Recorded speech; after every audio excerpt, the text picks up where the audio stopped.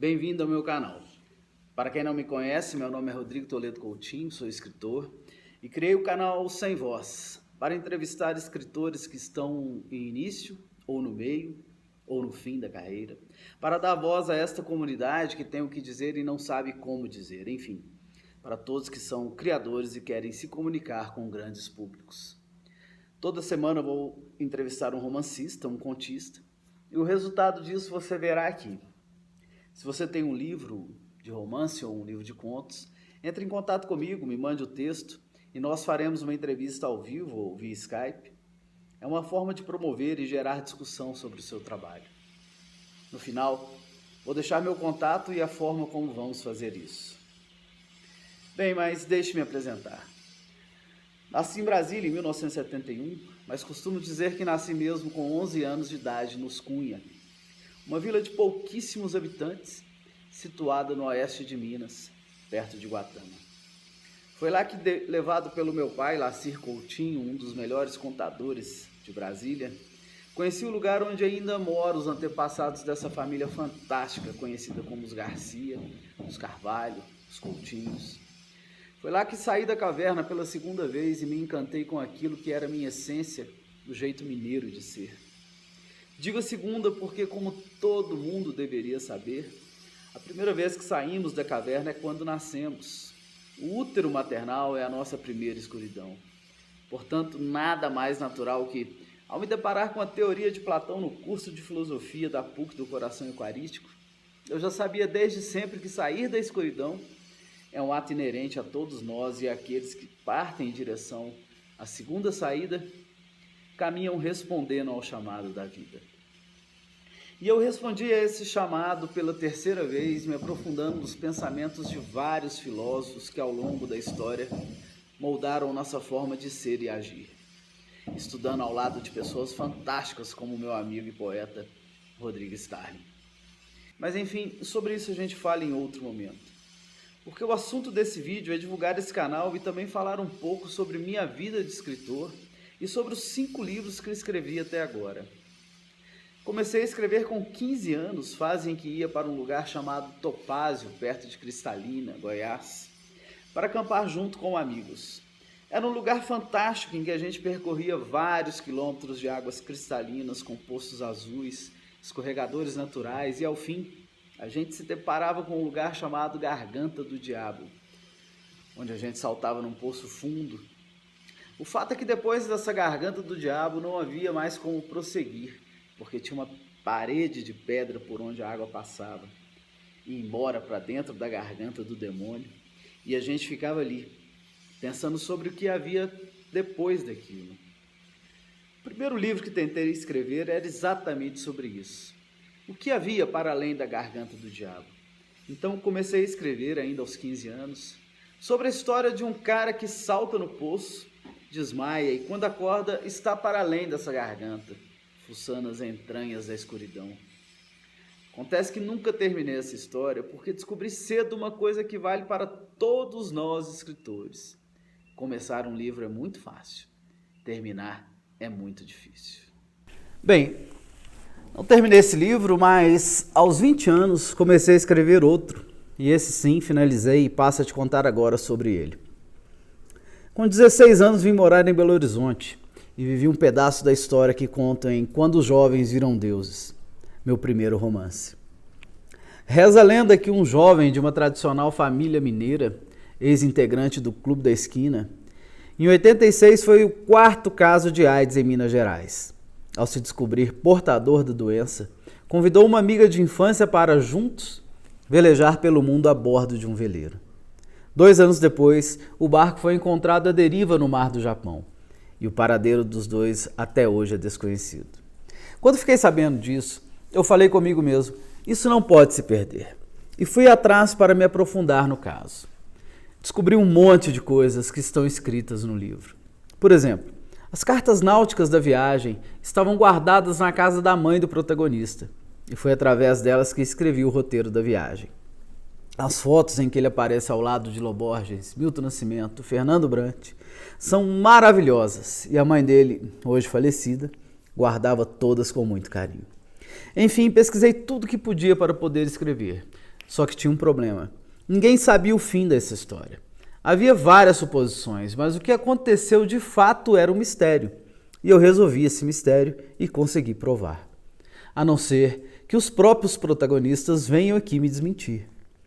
Só sei que em 98 eu lancei esse livro e em menos de um ano chegamos à 3ª edição. Ele foi lido em diversas escolas de Belo Horizonte, interior de Minas, Fortaleza, Vitória, Goiânia, enfim. Foi lido no Brasil inteiro, porque abordava um tema importantíssimo para os jovens, que era a AIDS. Uma doença que hoje quase não se fala mais. Parece até que encontraram a cura, né? Enfim, foi um livro que fez muito sucesso na época. Em outubro desse ano, comemoramos 20 anos do seu lançamento. Por isso, a gente fez ele também em formato de audiolivro, com meu primo e amigo Rômulo Braga narrando. Ele foi lançado pela editora Armazém de Ideias, do André Carvalho. Pelas contas do André, esse livro foi lido por mais de 20 mil pessoas. Então, eu quero aproveitar aqui para pedir uma coisa para você que foi um desses leitores. Me mande uma foto da dedicatória do livro, se você ainda tiver. Me mande um vídeo dizendo quantos anos você tinha quando leu a história, quantos anos tem agora, o que o livro representou para você, enfim. Me conte um pouco sobre o que quando os jovens viram deuses foi ou ainda é na sua vida. Eu criei uma página no Facebook para receber isso e ficarei muito feliz se você fizer isso por mim. Bem, depois desse livro escrevi Garimpeiro de Almas.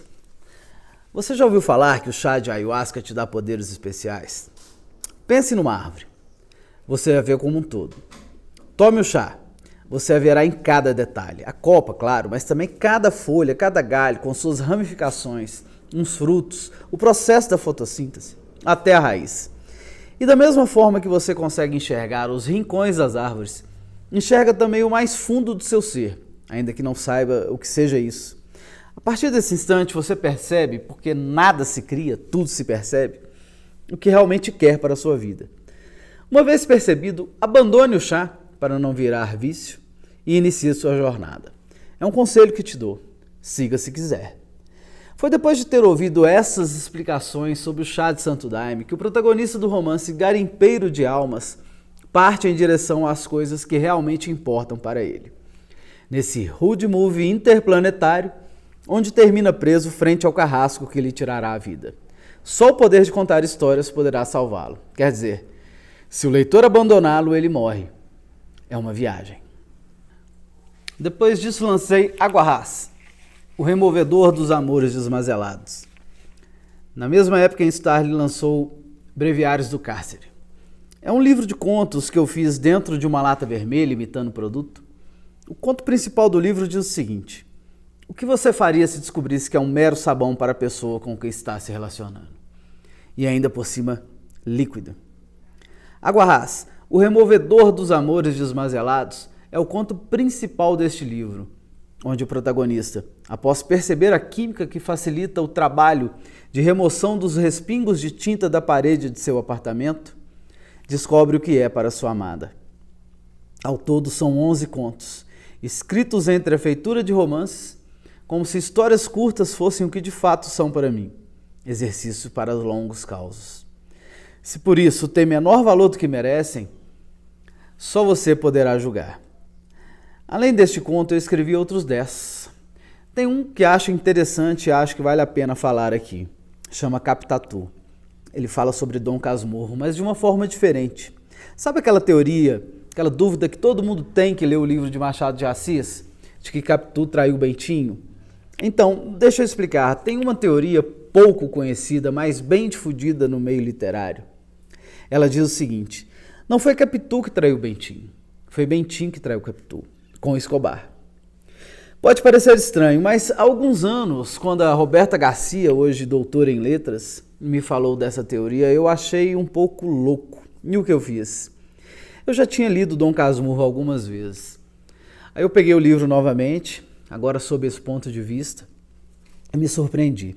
Tem uma parte em que os dois estão no seminário.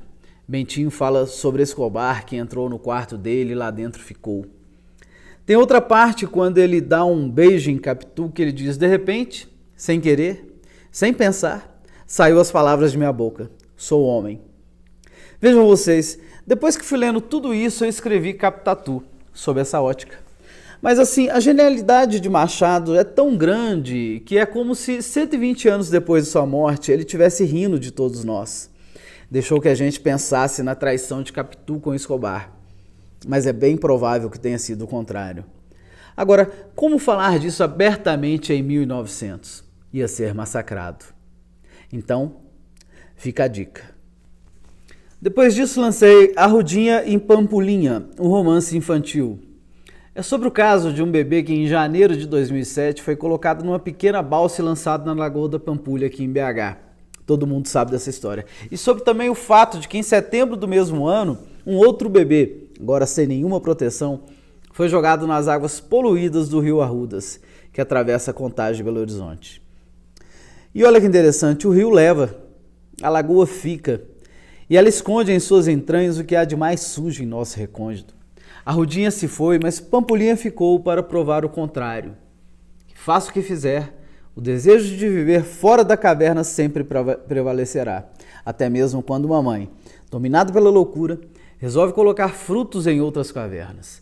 Esse livro é um retrato sob a minha ótica com a ajuda da Gabriela Garcia Marques, minha filha que na época tinha 9 anos. Ela me dava dicas de como uma criança pensava e eu ia escrevendo.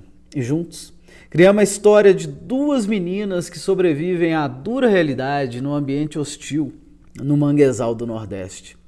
E tentamos nesse livro falar um pouco sobre a necessidade que temos de guardar segredos, até onde podemos chegar para preservar aquilo que chamamos de valores. Como dizia minha tia Valda, a vida é engraçada. Às vezes queremos esconder algo das pessoas que amamos e de repente o mundo inteiro fica sabendo. A história é recheada de aventuras, levando as crianças um pouco da realidade que é pouco trabalhada em livros infantis, a de que a vida é finita. Com isso, a gente espera desconfigurar a ideia dos clássicos infantis, onde um beijo pode trazer uma pessoa de volta para a vida eterna. Muitos acham que isso não é legal, muitos também acham que sim, é bom ensinar para as crianças a vida como ela é, não como gostaríamos que fosse. De qualquer forma, acho que é válido deixar que elas mesmas decidam o que fazer quando o assunto é literatura.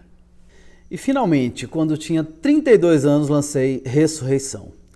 Mas antes de falar dele, eu quero dizer primeiro sobre o Deus de Spinoza. Não sei se você já leu sobre ele na internet, você acha várias coisas sobre isso. Mas eu vou falar aqui um pouco sobre ele, porque tem tudo a ver com o livro Ressurreição. É assim, Deus segundo Spinoza. É como se fosse Deus monologando para você. Para de ficar rezando e batendo no peito.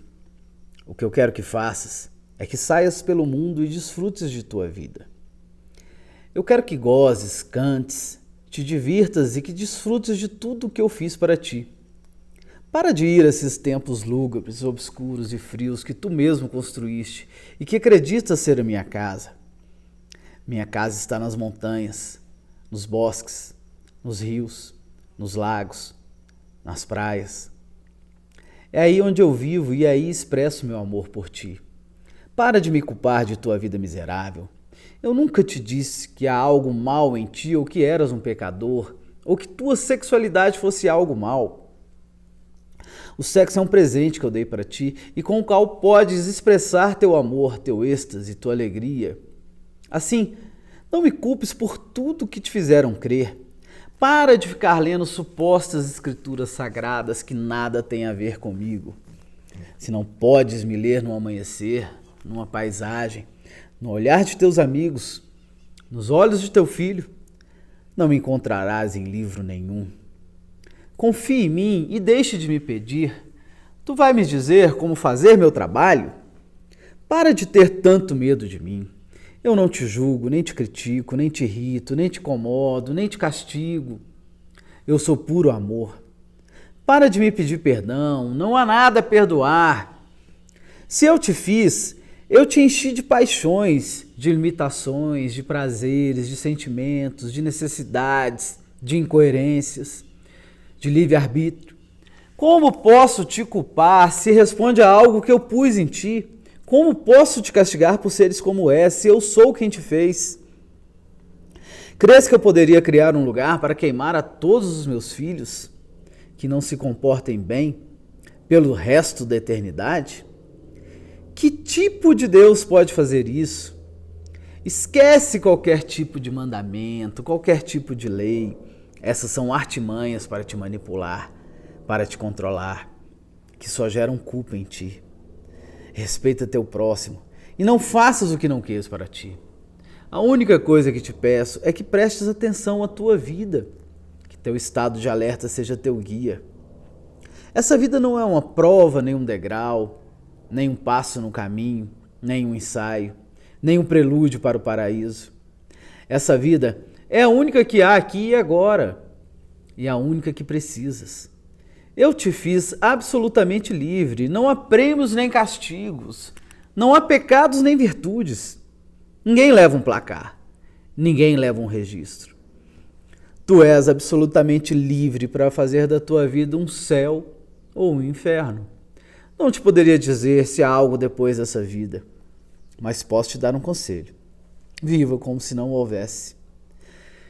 Como se essa fosse tua única oportunidade de aproveitar, de amar, de existir.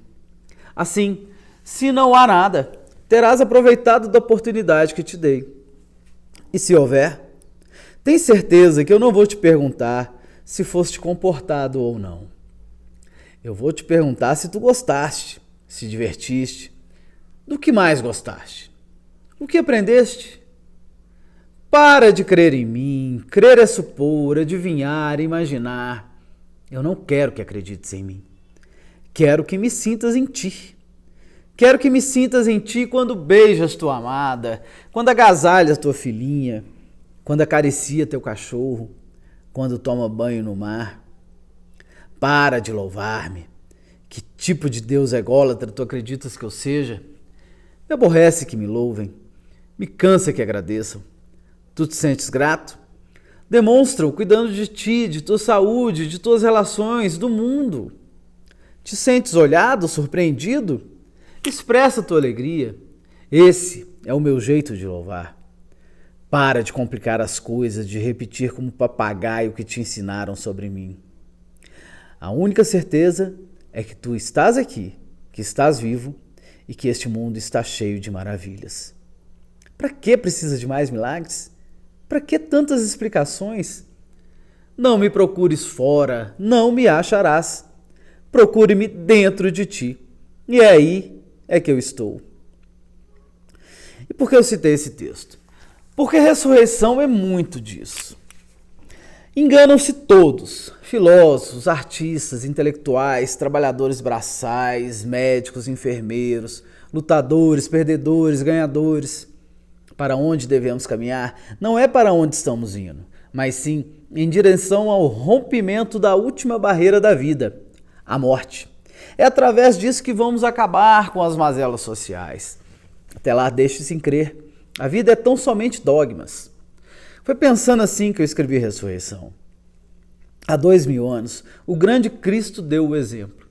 E de lá para cá, nos perdemos entre indulgências, dízimos, política e interesses escusos. É hora, portanto, de nos voltarmos para a pista deixada pelo grande profeta. Você sabia que o ser humano eterno já nasceu?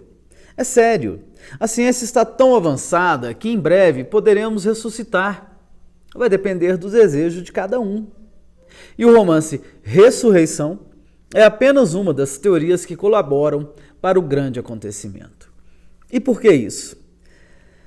Bem, não é muito simples, mas eu vou tentar explicar. Vejamos primeiro o conceito de Deus. Para ser Deus quem é, ele precisa ser onipotente, onipresente e onisciente. Ou seja, ele pode tudo, está presente em tudo e sabe de tudo. Correto? Então, se há ateus no mundo, eles também são criação de Deus. Logo, Deus quis criar os ateus para causar um clímax na história, uma espécie de antagonista, para sair um pouco da rotina. Sendo assim, somos todos, vejam bem, eu disse todos. Até mesmo um cara que comete a maior atrocidade do mundo. Somos todos filhos dele. E estamos no mesmo barco. Não dá para falar em bons ou maus. Outra coisa, se Deus criou tudo, as nossas vidas estão predestinadas. E nada que eu faço me livra disso. Se Deus criou tudo, então não tenho livre-arbítrio, diferente de Spinoza, porque minhas escolhas já estavam pré-concebidas no ato da criação.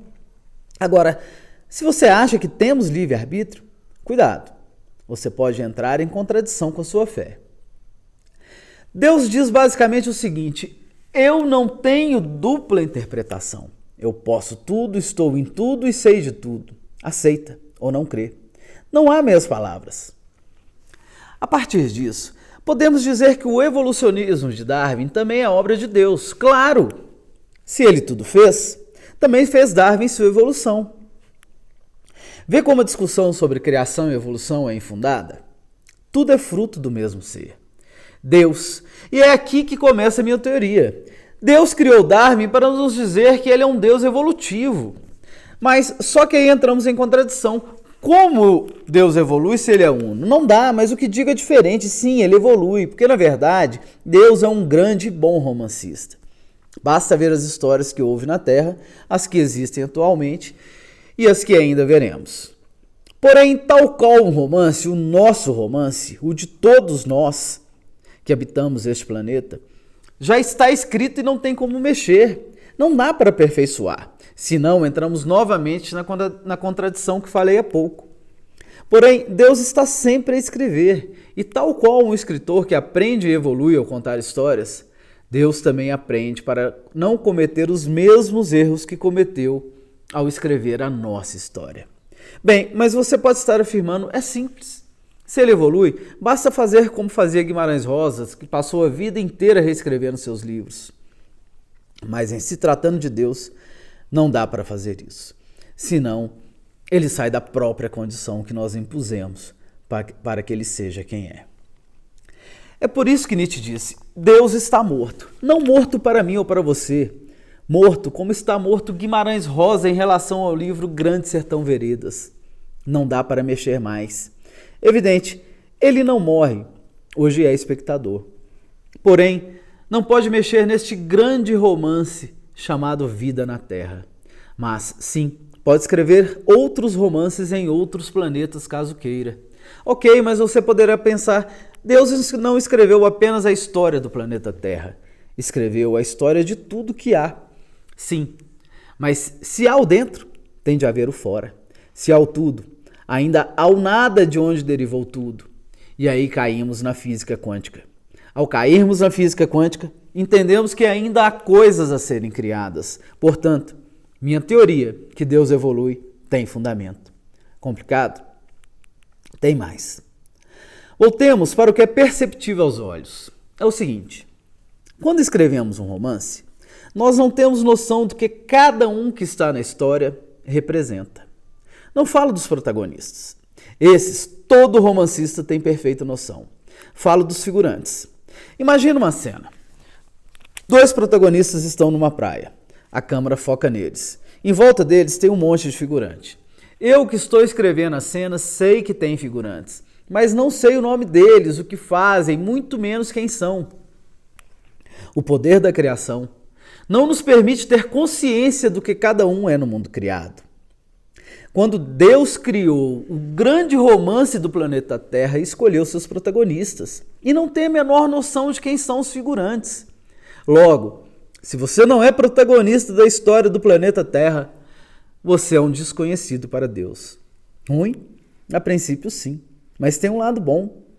Se você começa a perceber isso, você tem possibilidade de romper com o Criador e partir em direção a se tornar um protagonista do mundo, em vez de atuar como figurante. O que quero dizer com isso é, se você não aceita o papel que Deus escolheu para você nessa vida, não tem problema. Você rompe, sai do romance do planeta Terra e faz sua própria história. Vide os ateus. Você parte em busca de se destacar dentro de sua área, só que Deus é tão fascinante que a história dos ateus pode ter sido escrita para que no dia em que eles compreendessem essa teoria, partissem em busca do que realmente queriam ser na vida. Percebe que isso pode ser a forma como ele resolveu dar autoestima a eles? Só que nós entramos em outro fato, o agnosticismo. Vou repetir as palavras de Spinoza. Não te poderia dizer se há algo depois dessa vida, mas posso te dar um conselho. Viva como se não o houvesse, como se esta fosse tua única oportunidade de aproveitar, de amar, de existir. Assim, se não há nada, terás aproveitado da oportunidade que te dei. E se houver, tem certeza que eu não vou te perguntar se foste comportado ou não. Agora, perceba uma coisa. Apenas se houver algo além disso, teremos consciência disso. Se não houver, acabou, a morte é o fim. Como todos os livros têm um fim, a história do planeta Terra também poderá ter um fim. Para Marx, Deus é, antes de tudo, consciência de Deus, a minha, a sua, a nossa.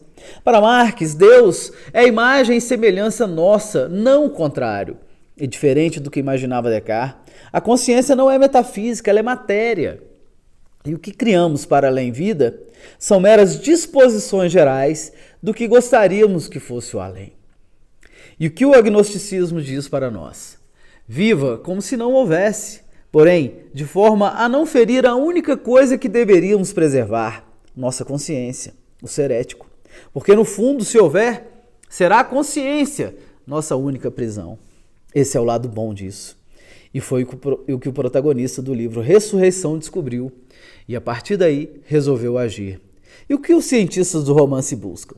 Buscam um ser humano eterno, que morre e ressurge, para nos dizer até mesmo se Deus existe. Mas você sabe o que é ressurgir? Ressurgir é diferente de reencarnar. Ressurgir é quando damos continuidade às nossas vidas. E é a única coisa que faz sentido nisso tudo. Vejamos o que é o não-eu budista. O não-eu budista é a multiplicidade de eus que existem dentro de nós que, dependendo da forma como trabalhamos isso em vida, conseguimos juntar para a próxima reencarnação. Dalai Lama consegue reunir todos os eus no mesmo eu e reencarnar num outro corpo, ainda que isso seja quase um dogma para mim. Ressurgir como Cristo ressurgiu é, portanto, a única forma que temos de provar que há vida além da vida, porque não interessa a nós a reencarnação. De nada adianta nascermos num outro corpo e não termos lembrança de quem fomos. É até injusto. Só há uma chance para a vida eterna. Ela está no homem Jesus Cristo. Ele é o caminho e sim, ele é a verdade, porque prova e sim, ele realmente é a vida. Nem Siddhartha Gautama, nem Maomé, nem outro profeta qualquer ressurgiu. Sim, o homem Jesus Cristo é o caminho. Mas para isso, todos teremos de ressurgir. E aqui chegamos onde chamo de paradoxo de Cristo. O que diz esse paradoxo? Ele diz que o ato individual de se ressurgir pode me levar à certeza de Marx. Deus é uma criação da consciência humana. Veja que ironia. Ao caminharmos em direção à ressurreição cristã, podemos comprovar pessoalmente que Deus nada mais é que uma criação individual levado à veneração em forma de delírio coletivo, por questões sociais, econômicas, políticas. Pois, ao retornar à vida, podemos constatar que não há nada além do que isso que aqui está. E aí sim, as palavras de Spinoza farão sentido, juntamente com o agnosticismo. Estranho, não? Deus, na pessoa de Cristo, vem ao planeta para nos ensinar o caminho de como descobriremos que não há Deus. Esse é o paradoxo de Cristo. Claro, essa é a minha teoria. Talvez Deus não nos permita ir tão longe. Talvez não tenha escrito os próximos capítulos da Terra pensando nessa hipótese. Mas se essa teoria estiver certa, eu ouso dizer: Deus joga dados. Eu vejo isso de forma lúdica. Deus joga dados, ele brinca. Ele é tão fantástico que nos criou com uma única finalidade real: tentar provar sua existência e permitir que nós cheguemos até onde quis, para no fim dizer se ele existe ou não. Porque até mesmo, provando a não existência dele através da ressurreição, ainda assim, a presença dele é tão marcante para alguns que essas pessoas duvidam até mesmo do que a ciência consegue provar. Não adianta. Ficam esperando que ele anuncie, que nos dê um sinal qualquer, mostrando que tudo não passou de uma grande brincadeira, que ele esperou o momento certo para anunciar que existe. Enfim, A noção de Deus, que Saramago chama de o fator Deus, é maior do que tudo que há nessa vida. Não há nenhum povo no mundo que não tenha essa noção, seja ela de forma uni ou pluri. Tem uma teoria de Descartes que diz o seguinte: se sou finito e tenho a noção do infinito, que é Deus, logo Deus existe, porque não há no mundo nenhuma consequência maior que a causa. Se sou finito, devo pensar apenas coisas finitas. Como Deus é infinito, logo, quem colocou esse pensamento em mim foi o próprio Criador. Penso, logo existo. Entende como o fator Deus nunca irá acabar? Ressurreição é isso. É o primeiro livro de uma trilogia que contará sobre a teoria que acredito e que espero concluí-la em mais 2 romances. Vou ficando por aqui. Até o próximo vídeo. E olha, não esqueça, se você escreve contos ou romances, me manda. Vou ler, fazer uma entrevista com você e colocar o resultado disso no meu canal. Vamos espalhar conhecimento. Os dados estão aí embaixo. Até lá.